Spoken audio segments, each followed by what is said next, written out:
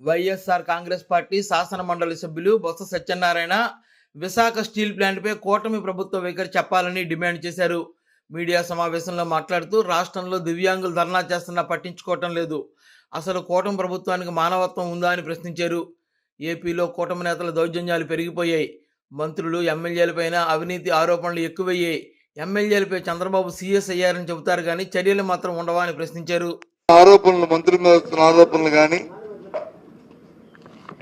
శాసనసభ్యుల మీద వస్తున్న ఆరోపణలు కానీ, ప్రజాప్రతినిధుల మీద వస్తున్న ఆరోపణలు కానీ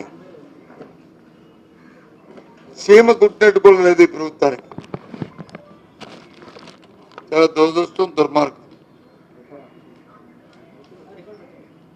ఎంతసేపు క్యాబినెట్ మీటింగ్ జరిగితే లేదు, చిన్న లీకులు వస్తే ఏదో వాళ్ళ మీద చర్య తీసుకున్నాను, ఈయన మీద చర్య తీసుకున్నాను, వాళ్ళు ఇదన్నారు, ఇది ఉన్నారు, ఏంటన్నారు?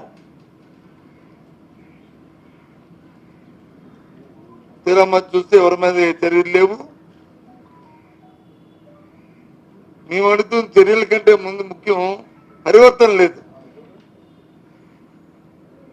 కొన్ని ఏదో చెప్పారు, మళ్ళీ మన్నాడు ఇంకో ఇన్సిడెంట్ జరగలేదన్నాకి ఏదో చేస్తే చెప్తారో సీరియస్ గా ఉండమని, ఆ మన్నాడు ఇంకో ఇన్సిడెంట్. ఒకటి కాదు, రెండు కాదు,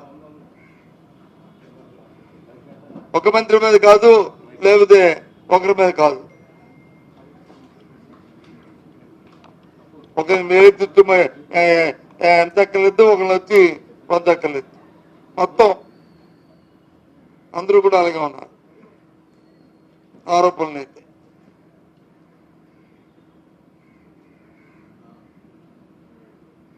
దోపిడీ అయితే, భూ కబ్జాలు అయితే మరి అడగక్కర్లేదు.